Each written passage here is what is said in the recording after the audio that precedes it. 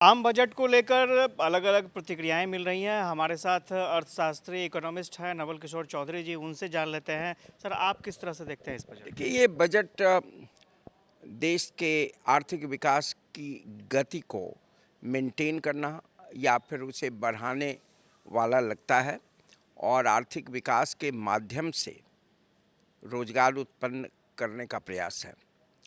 स्वाभाविक है कि आने वाले चुनाव को ध्यान में रखकर मध्यम वर्ग को राहत दी गई है। इनकम टैक्स में आपने राहत दी गई है।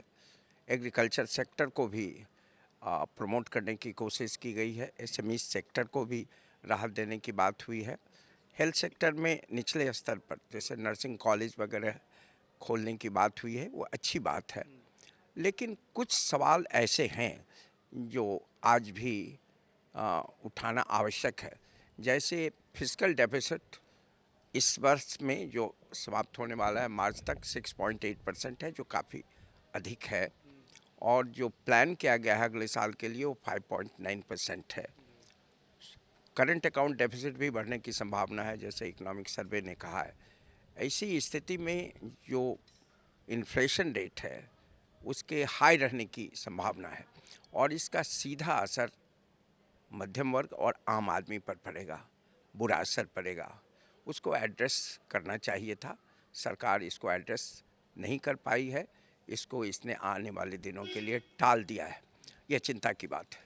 एक और बात जिससे चिंता होती है वो ये है कि रीजनल इम्बैलेंस है देश में।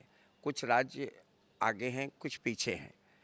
कोशिश की जानी चाहिए थी कि इस रीजनल इम्बैलेंस को एड्रेस किया जाए बजट के माध्यम से। स्पेशल स्टेटस की मांग बिहार करता रहा है, उसको नहीं दिया गया। थोड़ी देर के लिए उसको हम मान भी लें कि उसकी अपनी मजबूरी रही होगी, लेकिन जिस तरह से लद्दाख को और नॉर्थ ईस्ट को कुछ विशेष छूट दी गई, उसी तरह बिहार जैसे पिछड़े राज्यों को भी छूट मिलनी चाहिए था। ये स्पेशल पैकेज मिलना चाहिए, जो इस बजट में नहीं है और ये हमारे लिए निराशा की बात है।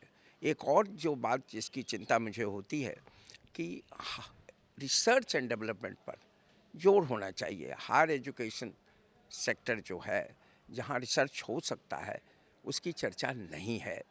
चाहे वो जनरल हायर एजुकेशन हो, साइंस टेक्नोलॉजी के क्षेत्र में, या दूसरी जगह एग्रीकल्चर में हो। यह सही बात है कि आर्टिफिशियल इंटेलिजेंस के लिए 3 एक्सेलेंस सेंटर की बात की गई है, रोबोटिक्स की बात की गई है, जो पॉजिटिव है। लेकिन बड़े पैमाने पर इसकी ज़रूरत थी हायर एजुकेशन। लेकिन सर, एग्रीकल्चर सेक्टर में तो बहुत सारी घोषणाएँ भी सरकार की तरफ से। तो है ही, कोशिश की गई है, लेकिन होता क्या है सेकंड ग्रीन रिवोल्यूशन के लिए जिस रिसर्च की ज़रूरत है, ये कहा गया था कि ईस्टर्न इंडिया में सेकंड ग्रीन रिवोल्यूशन की संभावना है।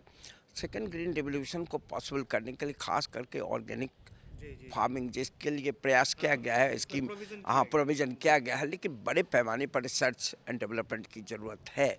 तो ऐसा नहीं है कि इस बजट में सकारात्मक बातें नहीं हैं, लेकिन जो बातें नहीं हैं वो बातें मैं आपको बता रहा हूँ। और ख़ास करके इन्फ्लेशन जिसके परिणाम स्वरूप पुअर सेक्शंस का इनकम रिच सेक्शंस को ट्रांसफ़र होता है। आप इस बात को जान लीजिए, एक हाथ से मिडिल क्लास को राहत देना और दूसरे हाथ से इन्फ्लेशन के माध्यम से उस इनकम को छीन लेना से जो असल पर कोई लाभ होगा ऐसा नहीं है। और ख़ास करके जो कृषि क्षेत्र में मज़दूर हैं या अन्य क्षेत्रों में जो मज़दूर हैं, उनके लिए जो सोशल सिक्योरिटी नेटवर्क की कोई चर्चा नहीं है। बड़े पैमाने पर यहाँ आप जानते हैं कि 93% वर्कफोर्स अनऑर्गेनाइज सेक्टर में है। आधा % आदमी को भी सोशल सिक्योरिटी प्राप्त नहीं है।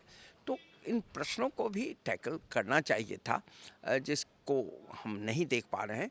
तो अगर पूरी तरह इसका मूल्यांकन कीजिएगा तो स्वाभाविक रूप से इसमें कुछ कमियां हैं, जिसकी ओर मैंने आपका ध्यान आकृष्ट किया। तो मिली-जुली प्रतिक्रिया देखने को मिल रही है। स्वाभाविक तौर पर एक तरफ खुशी भी है कि ठीक है, बहुत सारे सेक्टर को छुआ गया है, लेकिन कई सेक्टर ऐसे हैं जहां पर ध्यान देने की आवश्यकता थी। जैसा कि बता रहे हैं चौधरी साहब कि महंगाई बढ़ सकती है। इसके अलावा बिहार पर जो ध्यान देना चाहिए था, बिहार ने लगातार डिमांड की थी, बिहार की ज़रूरतें कुछ अलग हैं दूसरे राज्यों से, उस पर फोकस नहीं किया गया है। ये एक बड़ी समस्या बिहार के लिए हो सकती है। तो फिलहाल मिली जुली प्रतिक्रिया देखने को मिल रही है। आने वाले समय में और भी विश्लेषण होंगे और भी कई तथ्य सामने आएंगे। देखना दिलचस्प होगा कि उसके बाद क्या रिएक्शन और आ पाते हैं। कैमरा पर्सन राजेश के साथ आशुतोष चंद्रा, कशिश न्यूज़, पटना।